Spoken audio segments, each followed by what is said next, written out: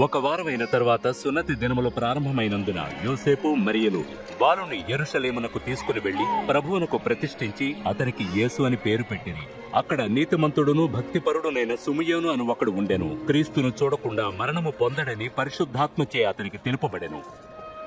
నాథా, ఇప్పుడు నీ మాట చొప్పున సమాధానముతో నీ దాసుని పోనిచ్చుచున్నావు.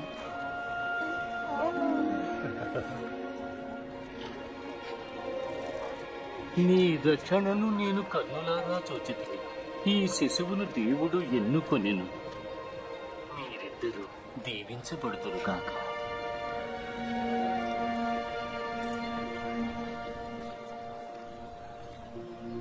అంతట వారు మోషే ధర్మశాస్త్రము చొప్పున సమస్తము జరిగించిన తరువాత నజరేతను తమ ఊరికి తిరిగి వచ్చారు. యేసుకు 12 ఏళ్ల వయసు వచ్చినప్పుడు యోసేపు మరియలు యేసును యెరూషలేముకు పస్కా పండగ ఆచరించుటకై తీసుకుని వెళ్లారు. తిరుగు ప్రయాణంలో యేసు తమతోనే ఉన్నాడనుకునేది. అయితే యేసు యెరూషలేములోనే ఉండిపోయాను.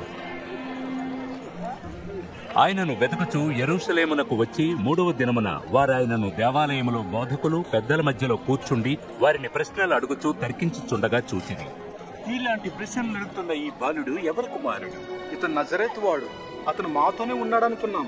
బాలుని అత్యుత్సాహాన్ని మన్నించండి. విన్నవారందరూ బాలుని జ్ఞానమునకు ఆశ్చర్యపడిరి.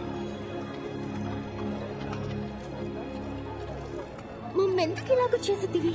నీ తండ్రియో నేనును నీవు కనిపించినందున ఎంతో బాధతో వెతుకుచుంటిని. మీరెందుకు నన్ను వెతుకుచున్నారు? నేను నా తండ్రి పనుల మీద ఉండవాలని మీకు తెలియదా?